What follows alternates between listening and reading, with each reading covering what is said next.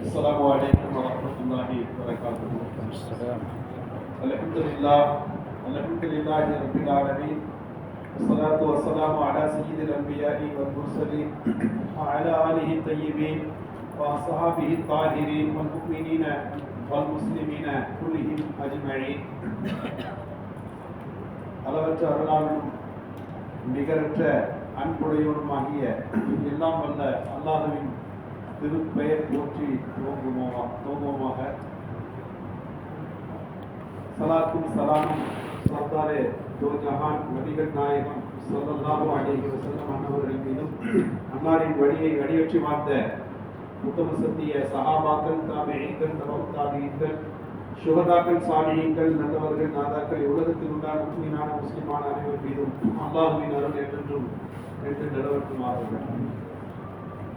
வேளாண் அல்லாஹ்வின் நல்லடியார்களே, அருள்மறையாம் திருக்குர்ஆனிலே நபிமார்களின் அந்த வரிசையில் ஹஜ்ரத் தாவூத் அலைஹிஸ்ஸலாம், சுலைமான் அலைஹிஸ்ஸலாம் அவர்களுடைய உரையாடல்கள், தீர்ப்புகள் குறித்தெல்லாம் அல்லாஹ் பேசினார். ஒரு ஆட்டு மந்தை கூட்டம் அப்படியே வயலிலே இறங்கி அங்க இருக்கிற கதிர்களை எல்லாம் மேய்ந்து விடுகிறது. வயல்காரனும் ஆட்டு இடையனும் இப்போது அதிலிருந்து தாவூத் அலைஹிஸ்ஸலாத்துக்கு முன்னால் நிற்கிறார்கள். தீர்ப்பு வழங்குகிறார்கள். தாவூத் அலைஹிஸ்ஸலாம் அந்த கதிர்களை வளர்த்தவன் எவ்வளவு கஷ்டப்பட்டிருப்பான், எல்லாம் நாசமாயிடுச்சு. எனவே வயலுக்கு சொந்தக்காரனிடம் அந்த ஆடுகளத்தினையும் ஒப்படைக்கப்பட வேண்டும் அப்படின்னு தீர்ப்பு கொடுத்தார்கள். அங்கே சுலைமான் அலைஹிஸ்ஸலாம் அவர்கள் சொல்லுகிறார்கள், எனக்கு ஒரு மாற்று தீர்ப்பு ஒன்று இருக்கிறது, அதை நான் தரலாமா என்று கேட்டார்கள். அனுமதி வழங்கப்பட்ட பிறகு அதிலிருந்து சுலைமான் அலைஹிஸ்ஸலாம் வழங்கிய தீர்ப்பு எப்படின்னா, ஆட்டுக்கு சொந்தக்காரன் அதை மேய்க்கிற போது சரியா மேய்ச்சிட்டு போயிருக்கணும், வயல்ல இறக்க விட்டுருக்க கூடாது. இந்த ஆட்டு இடையனுடைய ஆடுகள் தான் அந்த நெற்கதிர்களை நாசமாக்கியது. எனவே அந்த மனிதர் என்ன செய்யணும்னா, இறங்கி அதில் விவசாயம் பண்ணட்டும், அதில் உழுகட்டும், அதில் பயிரிடட்டும்.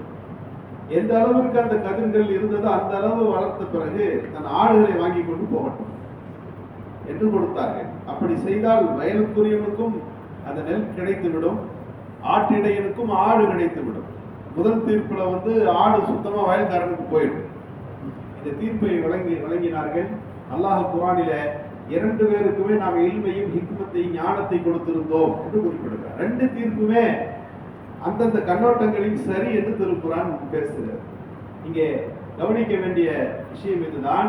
உலகத்தில் பிரச்சனைகள் என்பது எல்லா கட்டத்திலும் இருந்து கொண்டே இருக்கும். சின்னதோ பெரியதோ அவர்களுக்குரிய தகுதிக்கேற்ப பிரச்சனைகள் இருக்கும். பிரச்சனைகளே இல்லாத மனிதன் என்ற உலகத்தில் நீங்கள் யாரையும் காட்ட முடியாது. ஆனால் அந்த பிரச்சனைகளுக்கு தீர்வுகள் என்ன, இதை எப்படி தீர்க்கலாம் என்கின்ற கண்ணோட்டம் தேவை. ஒரு வழிமுறை இல்லாவிட்டால் இன்னொரு வழிமுறையில அதை அணுக வேண்டும். பிரச்சனை மட்டுமே பேசிக் கொண்டிருந்தால் ஒரு கட்டத்தில் மனம் சோர்வடைந்து மன பாதிப்பினால உடல் அவருக்கு உபாதை ஏற்பட்டு அதே ஒரு பெரிய பிரச்சனை ஆகிவிடுகிறது அல்லவா. ஒரு குடும்ப தலைவனுடைய சூழல் இப்படி ஆகிவிட்டால் வியாபாரம் என்னவாகிறது, குடும்பம் என்ன ஆகிறது. எனவே பிரச்சனைகள் என்பது இயல்பு. அதை தீர்க்கிற வழிமுறைகள் ஒன்றல்ல, பல முறை பல வகைகளில் அவற்றை யோசிக்கலாம் என்பதுதான் இந்த திருக்குர்ஆனுடைய வரலாறு நமக்கு சொல்லித் தருகின்ற செய்தியாக இருக்கிறது. யோசித்து பாருங்கள். நபி ஸல்லல்லாஹு அலைஹி வஸல்லம் சொல்வார்கள், மா அன்ஸலதான் இல்லா தவான். ஒரு நோயை அல்லாஹ் உலகத்துக்கு அனுப்பினா அதுக்கு மருந்தையும் சேர்த்து அனுப்புகிறார். நோய் மட்டுமே வருவதில்லை. அந்த நோய் என்ற ஒரு பிரச்சனை வந்தா அதை சரி செய்வதற்கிற வழிமுறைகளையும் அதற்கான மருந்தையும் கொடுக்கிறார். எய்ட்ஸுக்கு வியாதி நோய் அதற்கு மருந்து இல்லை என்று சொல்கிறார்கள், கேன்சருக்கு மருத்துவம் இல்லை என்றெல்லாம் சொல்வதுண்டு. உண்மை என்னவென்றால் எல்லா நோய்க்கும் மருந்து இருக்கிறது. அது கண்டுபிடிப்பதில் சற்று காலதாமதம் ஏற்படுகிறதை ஒழிய நோய் இல்லாத ஒரு மருந்து என்பது கிடையாது என்றார்கள் ஸல்லல்லாஹு அலைஹி வஸல்லம். பிரச்சனை இருந்தா அல்லாஹ் அதற்கு தீர்வுகளை தருவானாம். எல்லா இடத்திலும் திருக்குர்ஆனுடைய வரலாறுகளை சொல்லுகிற போதெல்லாம் பிரச்சனையும் தீர்வுகளையும் சேர்த்து பல நிகழ்வுகளை எல்லாம் பதிவு செய்திருக்கிறார்.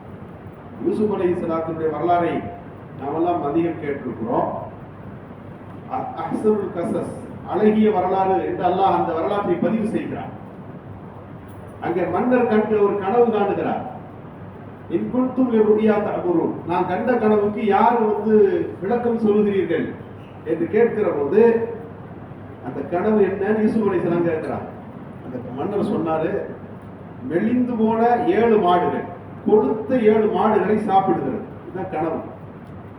இந்த கனவுக்கு என்ன விளக்கம்? யூசுப் அலைஹிஸ்ஸலாம் சொன்னார்கள், எகிப்து தேசத்துல ஒரு பெரிய பிரச்சனை வரப்போகுது, அதுதான் இந்த கனவு சொல்லுது. என்ன பிரச்சனை அப்படின்னா, 7 ஆண்டுகள் கடுமையான பஞ்சமும் பட்டினியும் எகிப்து நாட்டை ஆளப்போகிறது, ஆட்சி செய்ய போகிறது. எனவே எல்லா செல்வ வளங்களும் இந்த 7 வருஷத்துல அழிய போகுது. அதுதான் 7 மெலிந்த மாடுகள் 7 கொழுத்த மாடுகளை சாப்பிடுகிறது கனவுக்கு விளக்கம் சொன்னார். பொதுவாக கனவுக்கு விளக்கம் சொல்வதிலே அதற்கு யூசுப் அலைஹிஸ்ஸலாம் மிகச்சிறந்த தேர்ச்சி மிக்கவர்கள் குர்ஆன் எல்லாம் பாராட்டுகிறார். எல்லோரும் கனவுக்கு விளக்கம் சொல்ல முடியாது. ஆயிஷா ரலியல்லாஹு சொன்னார்கள், அதில் அபூபக்கர் சித்திக் ரலியல்லாஹு இடத்துல ரசூலுல்லாஹ் இருக்கும்போது சொன்னாங்க, 3 நிலவு என் வீட்டில் விழுகிற மாதிரி கனவு கண்டேன் அப்படின்னா. உடனே அபூபக்கர் சித்திக் ரலியல்லாஹு சொன்னார்கள், உன் அறையில 3 சிறந்தவர்கள் அடக்கப்பட இருக்கிறார்கள். நபிகள் ஸல்லல்லாஹு அலைஹி வஸல்லம் அவர்கள், அபூபக்கர் சித்திக் ரலியல்லாஹு, உமர் ரலியல்லாஹு 3 பேரும் அடக்கம் செய்யப்பட்டார்கள். ஒரு சபையில இருக்கும்போது உமர் ரலியல்லாஹு சொன்னாங்க, சேவல் என்ன கொத்துற மாதிரி கனவு கண்டேன்னு சொன்னப்போ அங்க இருந்த சஹாபியை பெற்று சொன்னார்கள், நீங்கள் கொல்லப்படுறீங்க அது ஒரு செய்தி, கொல்வதும் உங்களை அரபி அல்லாத ஒரு அஜமி கொள்ளுவான் என்பது இதுக்கு அர்த்தம்னா. உமர் ரலியல்லாஹு ஈரான் நாட்டிலிருந்து வந்த ஒரு மனிதன் தான் அவரை கொன்றான் என்று நாம் படிக்கிறோம் இல்லையா? இப்படி கனவுக்கு விளக்கம் இருக்கிறது. அவர்கள் சொன்ன பிரச்சனை என்ன? 7 வருஷம் எகிப்து நாட்டில பஞ்சம் வரப்போகிறது, இதுதான் அங்கே செய்தி. அதோட முடிக்கல. இந்த பஞ்ச காலத்தை, இந்த பிரச்சனையை எப்படி தீர்க்கணும் என்பதற்கு என்னிடம் வழிமுறை இருக்கு. அதுக்கு என்ன செய்யணும்? என்ன நீங்க மந்திரியா நியமிக்கணும், உணவு மந்திரியா நியமிக்கணும். ஹஜ்ரத் யூசுப் அலைஹிஸ்ஸலாம் உணவு மந்திரியாக நியமிக்கப்பட்ட உடனே சொன்னார்கள், கதிர்களை அறுக்கிறீங்கல்ல, அறுத்து அடிக்க கூடாது, அப்படியே அறுத்து கொண்டு வந்து அடிக்கணும். எவ்வளவு தேவைப்படுதோ அந்த கதிர்களை மட்டும் எடுத்து அடித்து நீங்கள் உணவு உண்டு கொள்ள வேண்டும். இன்றைக்கு சயின்ஸ் சொல்லுகிறது, நெல்லை கதிர்ல இருந்து எடுத்து மூட்டையா கட்டுறதுக்கும் கதிர்ல வைக்கிறதுக்கு என்ன வேறுபாடு? 10 வருஷம் ஆனாலும் அந்த கதிர்களுக்குள்ள இருந்தால் பூச்சி அரிக்காது, அதுல வண்டு பிடிக்காது. இன்றைக்கு விஞ்ஞானம் சொல்லுகிறது, கதிர்களுக்குள்ள இருக்கிற போது அதே பாதுகாப்போட அமைப்போடு அது இருக்கிறது. யூசுப் அலைஹிஸ்ஸலாம் சொன்னார்கள், கதிர்களை அறுத்து நீங்கள் அடிக்கக்கூடாது, அறுத்த வண்ணம் அப்படியே கொண்டு வந்து அடுக்க வேண்டும். 7 ஆண்டுகள் பஞ்ச காலத்தை எப்படி சமாளிக்கலாம் என்ற கருத்தை நான் சொல்லி தருகிறேன் என்ற இந்த செய்தி இருக்கிறது. பிரச்சனைகள் என்பது இயல்பு, அதை பார்க்கிற கண்ணோட்டங்கள் வேறுபடுத்தி பார்த்தால் அதற்கு தீர்வுகள் கிடைக்கும் என்பதுதான் இந்த செய்தியிலே வருகிற படிப்பினைகளாக இருக்கிறது. ஸல்லல்லாஹு அலைஹி வஸல்லம் காலத்தில் ஒரு சஹாபி யாசகம் கேட்டுக்கொண்டே இருந்தார். ரசூலுல்லாஹி ஸல்லல்லாஹு அலைஹி வஸல்லம் கவனிக்கிறாங்க, நன்றாக இருக்கிறார், ஆனால் யாசகம் கேட்கிறார். பொதுவாக நாம் புரிந்து கொள்ள வேண்டும், யாசகம் கேட்பது கூடாதுன்னா யாருக்கு கேட்கக்கூடாது என்பதற்கும் சட்டம் இருக்கிறது. உடல் ஊனம் விட்டிருக்கிறார், அவரால் உழைக்க முடியாது என்ற கட்டத்தில் வந்தால் அவர் உணவு உண்டுதானே ஆக வேண்டும். அவர் யாசகம் கேட்பதை பற்றி பிரச்சனை இல்லை. அவரால் உழைக்க முடியும் என்ற நிலையில அதற்கான மனதிடத்தை அவர் விட்டுவிட்டு என்ன செய்வதுன்னு தெரியாம யாசகம் கேட்கிற ஒரு சூழல். ஸல்லல்லாஹு அலைஹி வஸல்லம் கூப்பிட்டு பிரச்சனை என்னப்பான்னு கேட்டாங்க. அவர் யாசகம் கேட்கிறார் ஸல்லல்லாஹு அலைஹி வஸல்லம். ரசூலுல்லாஹ் சொன்னாங்க, வீட்டில் ஏதாவது பொருள் வச்சிருக்கிறீங்களா, ஏதாவது இருக்கிறதா கேட்டப்போ அந்த சஹாபி ரலியல்லாஹு துண்டு இருக்குது, கொத்திக்குவேன், ஒரு சாப்பாடு கலையம் இருக்கு, கிடைச்சா சாப்பிடுவோம் வாங்கி என்று சொன்னார். இந்த ரெண்டையும் கொண்டு வாங்க என்று ஸல்லல்லாஹு அலைஹி வஸல்லம் அவர்கள் அந்த 2 பொருளையும் கொண்டு வச்சு, இதை யார் எவ்வளவு வாங்கிக்கிறீங்க என்று கேட்ட போது ஒரு சஹாபி எழுந்து சொன்னார், 1 திர்ஹத்துக்கு நான் வாங்கி கொள்வேன். ரசூலுல்லாஹ் சொன்னாங்க, இல்லை அதை விட கொஞ்சம் அதிகமாக நான் எதிர்பார்க்கிறேன். 2 திர்ஹத்துக்கு ஒரு சஹாபி கேட்ட உடனே நபி ஸல்லல்லாஹு அலைஹி வஸல்லம் அவர்கள் அந்த பொருளை விட்டுவிட்டு 2 திர்ஹத்தை வாங்கி அந்த சஹாபி ரலியல்லாஹு அன்ஹு சொன்னார்கள், நீங்க போய் சந்தையில போய் கோடாலி அந்த மண்டையை வாங்கிட்டு வாங்க என்று அனுப்பி வைத்தார். அவர் மண்டையை வாங்கி கொண்டு வந்தார். ரசூலுல்லாஹ் தங்கள் கரங்களால் ஒரு குடியை போட்டு அவர் கையில கொடுத்து, இதை கொண்டு போய் காட்டுல விறக விட்டுங்க, சந்தைகளில் கொண்டு வந்து விற்று பாருங்கள் என்று அனுப்பி வைக்கிறார்கள். 15 நாட்கள் நிரப்பமாக அவர் வருகிறார். முன்னிருந்த நிலையை விட நான் இப்போது சிறப்பாக இருக்கிறேன் யா ரசூலல்லாஹ் என்று சபையிலே சொல்லுகிறார். அதாவது மீனை கொடுக்கிறத விட மீன் பிடிக்க கற்றுக் கொடுக்குதல் என்று சொல்வார்கள் இல்லையா? அவருக்கு யாசகம் அந்த பிரச்சனையை பற்றி பேசிக் கொண்டிருக்காமல் நீ பிச்சை எடுக்கலாமா என்று சொல்வதிலிருந்து இது செய்யக்கூடும் கூடாது என்கின்ற மசாயிலிருந்து ரசூல் அவருக்கு மாறுபட்டு பிரச்சனை என்னன்னு கேட்டாங்க. அவருக்கான தீர்வை வழிகாட்டுதலை தருகிறார்கள். வாழ்க்கையின் அடுத்த கட்டத்தை நோக்கி அவர்களை நகர்த்துகிற இந்த பாணியை நாம் பார்க்கிறோம். இன்றைக்கு ஜகாத்துகள் எல்லாம் அதை நோக்கித்தான் வந்தது.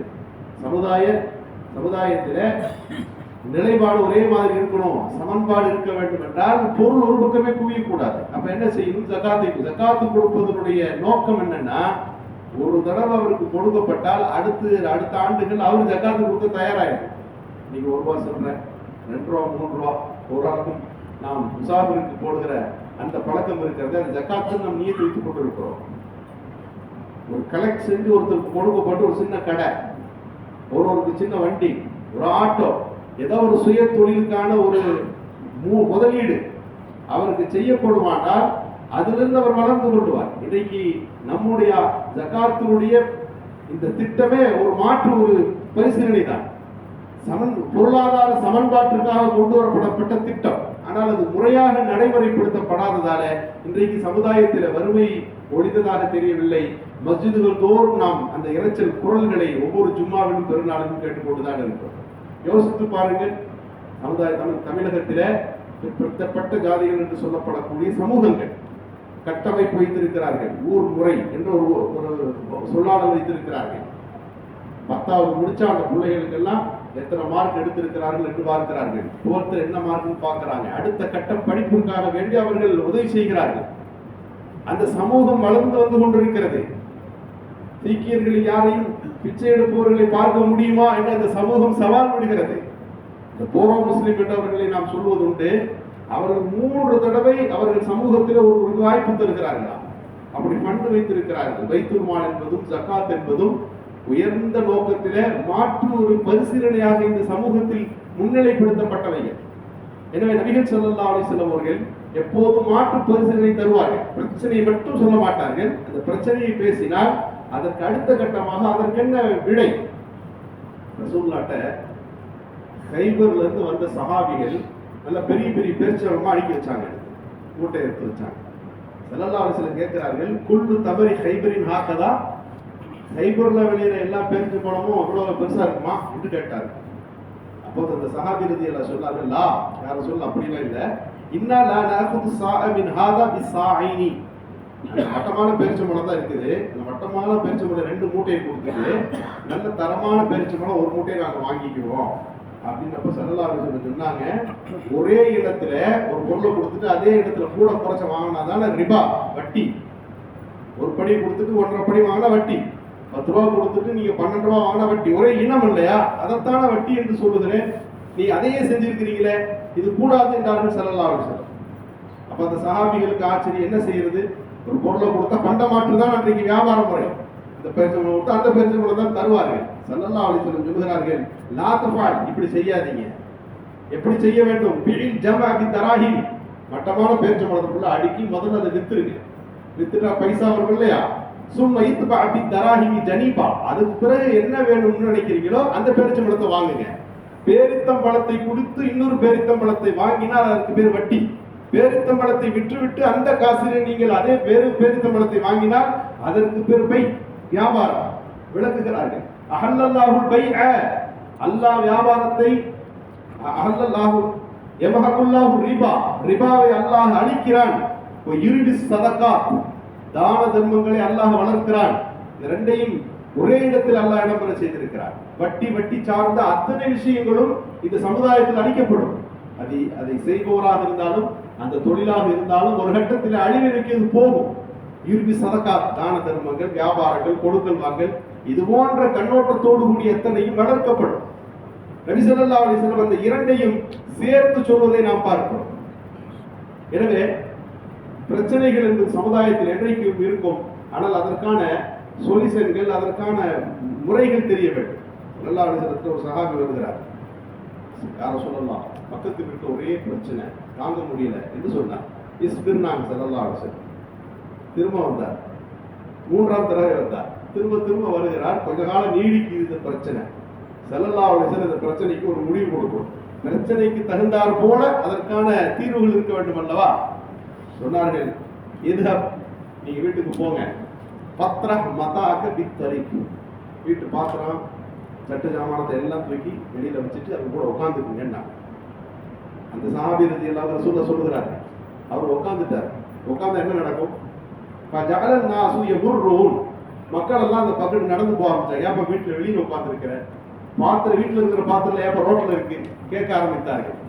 இப்ப யூசுபீருஹும் ஹபர ஜாரின், நான் பக்கத்து வீட்டுக்காரர் ஒருத்தர் இருக்காரு, அவர் சொல்ல தாங்க முடியல, ரசூலுல்லாஹ் பல தடவை போயிட்டேன், அவர் முடிகிற மாதிரி தெரியல. ரசூலுல்லாஹ் கடைசியா இந்த தீர்ப்பு சொன்னாங்க, வெளியில உட்காருங்க அப்படின்னு. இப்ப மக்கள் என்ன செய்வார்கள்? இப்ப ஏஜாலூன எல்லா மக்கள் எல்லாம் அவர் நல்ல மனுஷன் நினைச்சு இப்படியா பண்றாரு, ரொம்ப டார்ச்சரா, தாங்க முடியலையா அப்படின்னு கேட்க ஆரம்பித்தார்கள். ஒவ்வொருத்தரும் அவர் பேச ஆரம்பித்தார்கள். கடைசியாக அந்த மனிதர் சொன்னார், இருச்சு நீ வீட்டுக்கு போயிருப்பான், நன் தர செய்தி ஏத்துறா, உனக்கு வெறுக்கிற மாதிரி, உனக்கு கஷ்டம் வர மாதிரி இனி எதையும் நான் செய்ய மாட்டேன் என்று அவர் சொல்லி அவர் கூட்டிட்டு போனார். பாத்திரத்தெல்லாம் எடுத்துக்கிட்டு அவர் கொண்டு வீட்டுக்கு கொண்டு வைத்தார். ஸல்லல்லாஹு அலைஹி வஸல்லம் அவர்கள் ஒரு பிரச்சனையை இங்கே பார்க்கிறார்கள். பிரச்சனைக்கான தீர்வு அதற்கு தகுந்தாற் போல சொல்ல வேண்டும் அல்லவா? அவர் பல பேருக்கு சொல்றாரு, இப்படி பண்ணார் அப்படி பண்ணார். இன்றைக்கு நாம் யோசிக்க வேண்டும், இது ஒருவரை பற்றி குறை அல்ல, மற்றவர்களும் அவர்களிடம் தவிர்த்து கொள்ள வேண்டும், மாட்டிக்க கூடாது. ஒவ்வொருவரும் அவரவர்கள் தங்கள் பாதுகாப்பை இதில் உறுதிப்படுத்திக் கொள்ள வேண்டும் என்ற தூர நோக்கத்தோடு நபி ஸல்லல்லாஹு அலைஹி வஸல்லம் அவர்கள் இந்த பிரச்சனையை அணுகுகிற ஒரு சூழல்களை பார்க்கிறோம். எனவே திருக்குர்ஆனிலும் ஹதீஸிலும் எல்லா இடங்களிலும் இரண்டையும் சேர்த்து இது போன்ற விஷயங்களை அல்லாஹ் அமைத்து கொடுத்திருக்கிறார். இன்றைக்கு தீர்வே இல்லாதவைகள் எதுவுமே கிடையாது. அல்லாஹ் அத்தனைக்கும் தீர்வுகளை வைத்திருக்கிறார். சூரத்துல் கஹ்ஃபை நாம் ஓதுகிறோமே, அதுல என்ன இருக்கிறது? எல்லா பிரச்சனைக்கும் அந்த ஒரு வாரத்திற்காக அல்லாஹ் சொல்யூஷன் வைத்திருக்கிறார். ஒரு ஜும்மாவுல ஒரு சூரத்துல் கஹ்ஃப் ஓதப்படுமானால் அந்த ஒரு வாரத்தில் நடக்கிற எல்லா பிரச்சனைக்கும் தீர்வு. பிரச்சனைக்கும் சூரத்துல் கஹ்ஃபுக்கும் என்ன சம்பந்தம்? அந்த சூரா முழுக்க அல்லாஹ் என்ன சொல்ல வருகிறார்?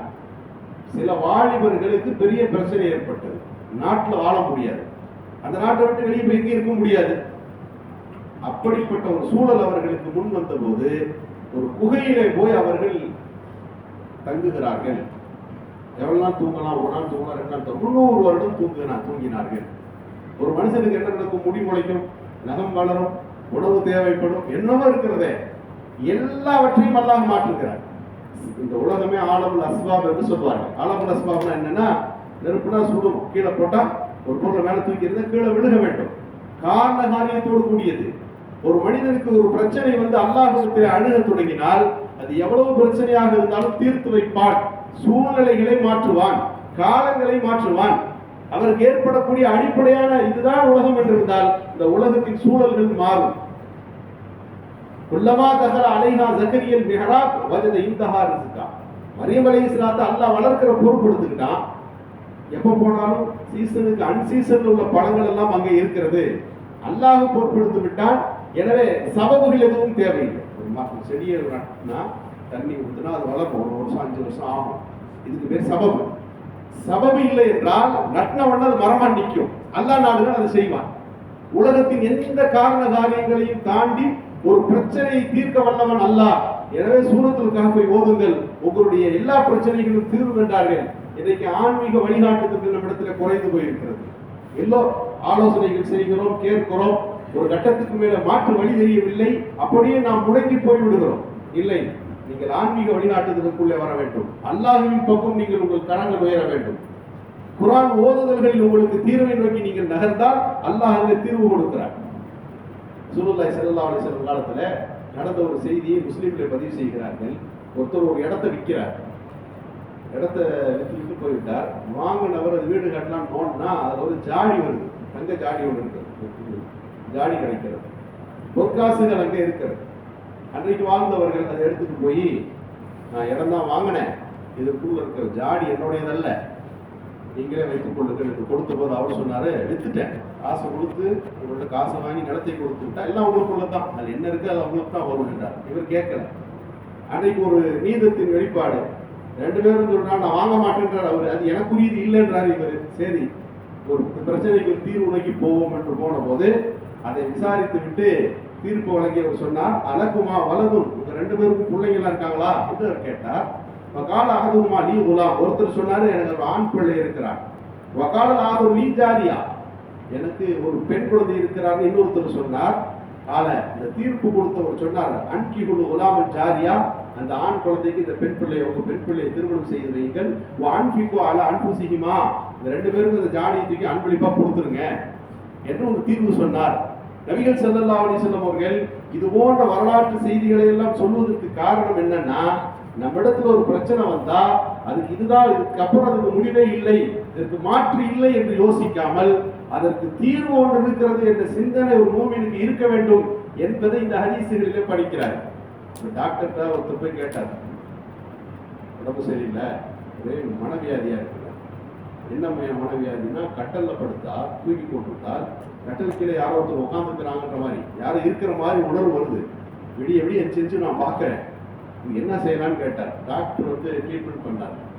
ஒரு தடவை வந்துட்டீங்க, இன்னொரு 4 தடவை வரணும், ஒரு தடவை வரது 2000 ஆகும் என்று அவர் சொன்னார். போய் கொஞ்ச நாளாகி வரல.